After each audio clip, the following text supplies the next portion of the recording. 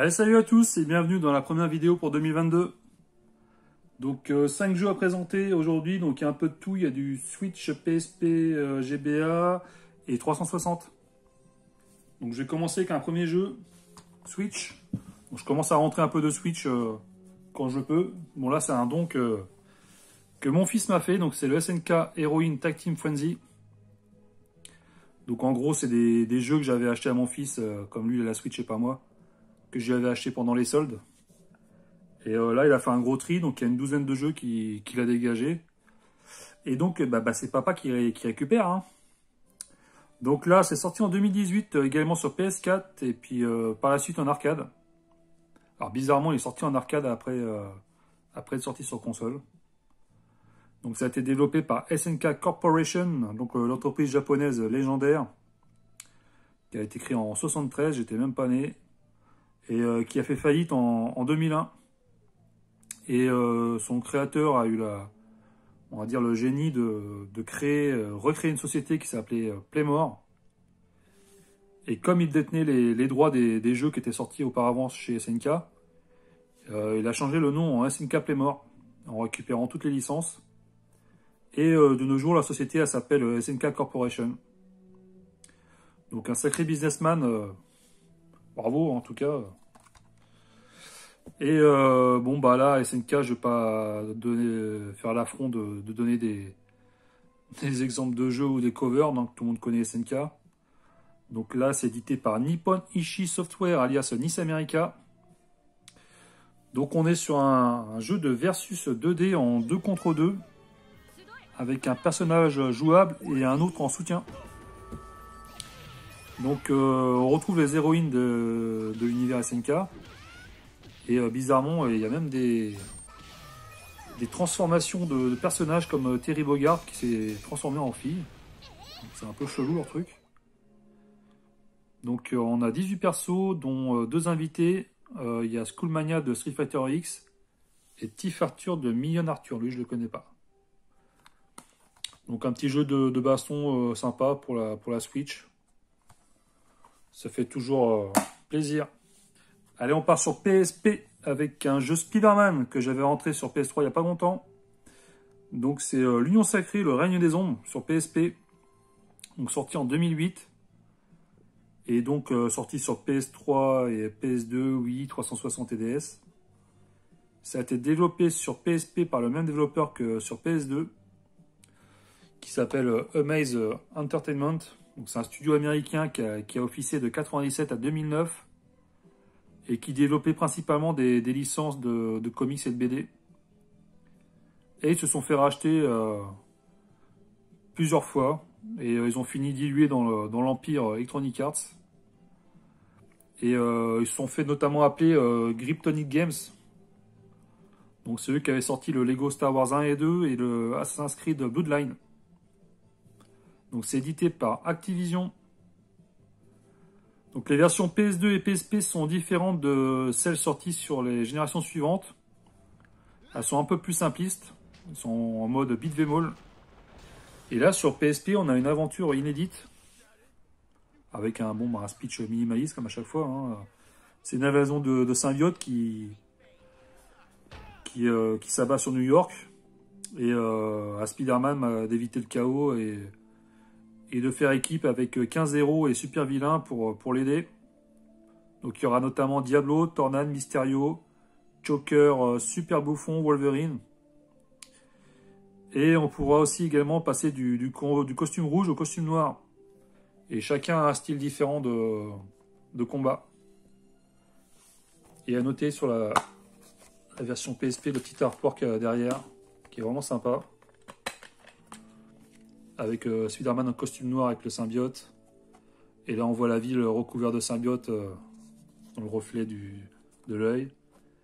Et là, en costume rouge avec une ville, entre guillemets, saine. Donc ça fait plaisir de rentrer du Spider-Man. Je commence à en avoir pas mal à force.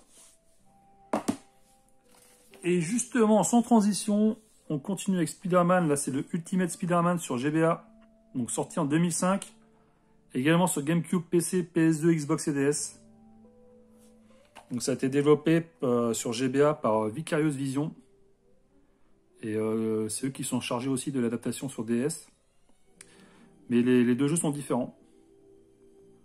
Donc Vicarious Vision, c'est un studio new-yorkais qui a été créé en 91 et qui est devenu une filiale d'Activision en 2005 jusqu'en octobre 2021. Ils ont encore changé ils ont changé de nom. Ils sont passés chez Blizzard Entertainment suite à la fusion entre Activision et Vivendi qui avait été annoncée en 2007. Donc c'est un peu Dallas leur truc.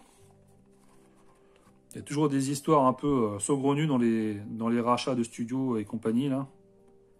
Donc c'est eux qui nous avaient fait Crash Nitro Kart sur GBA, Guitar Hero 5 sur la Wii, le Crash Insane Trilogy récemment sur PS4, Xbox One, Switch PC. Donc là on est édité par Activision encore.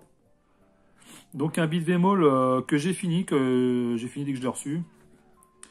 Et qui est vraiment sympa. Donc on alterne des missions entre Spider-Man et Venom. Et certaines missions ont des objectifs chronométrés ou un nombre d'otages à sauver. Et en fin de compte, les deux protagonistes doivent se battre pour échapper à une organisation qui veut les capturer pour récupérer le symbiote. Donc il y a toute une histoire un peu mélangée avec les multiverses, comme c'est la mode en ce moment là. Et à la fin, ça se termine avec un combat entre Spider-Man et Venom. C'est un peu dommage, c'est qu'on peut pas choisir qui on incarne dans le dernier combat. Ça aurait pu faire une fin différente. Mais le jeu est pas mal, hein. C'est franchement un bon petit jeu sympa, beat'em all, comme ils en ont fait des tonnes sur GBA.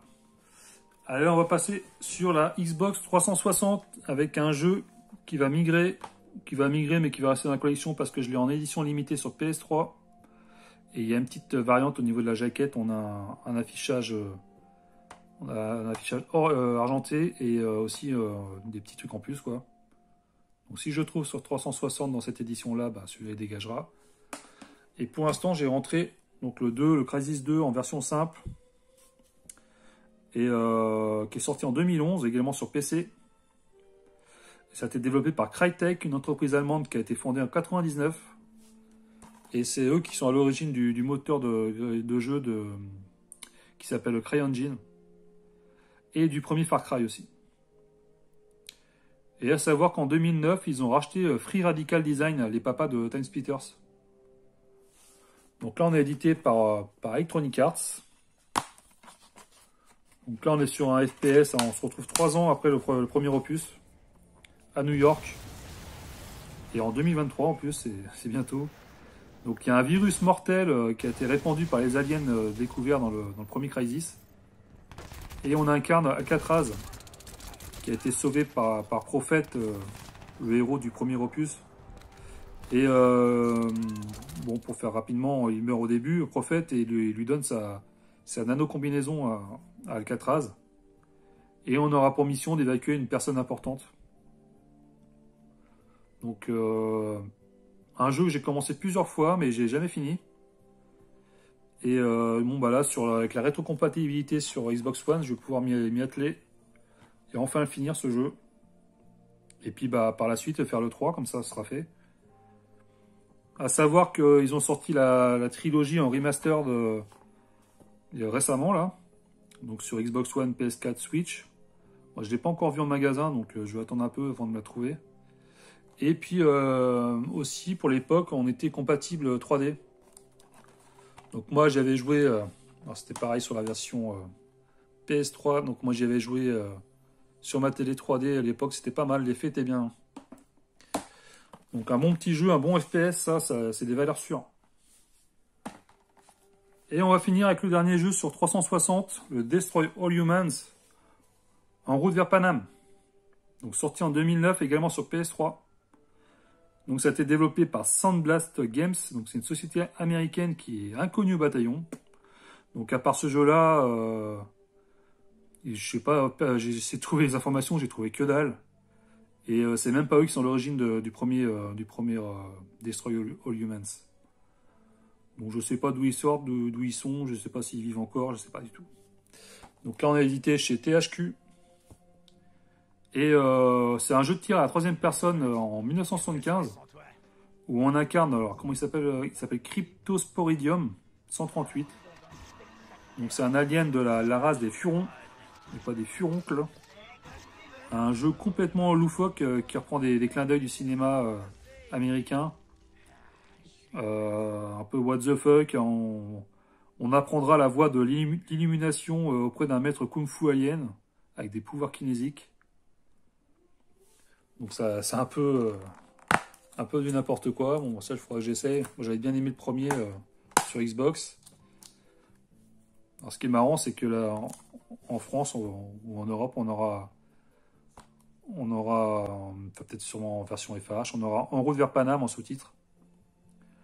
Donc c'est vraiment destiné pour l'Europe de l'Ouest, hein, parce que l'action principale, il faut un petit passage à Paris, on voit la Tour Eiffel là, mais l'action principale ne se situe pas que à Paris. Donc le titre original c'était Path of the Furon, donc la voie de Furon, en référence au Kung Fu. Donc un bon petit jeu sympa qu'on voit pas forcément souvent. Donc voilà pour les petites rentrées de la première vidéo pour 2022. Première vidéo de rentrée collection. Et je vous remercie d'avoir regardé et je vous dis à plus. Salut!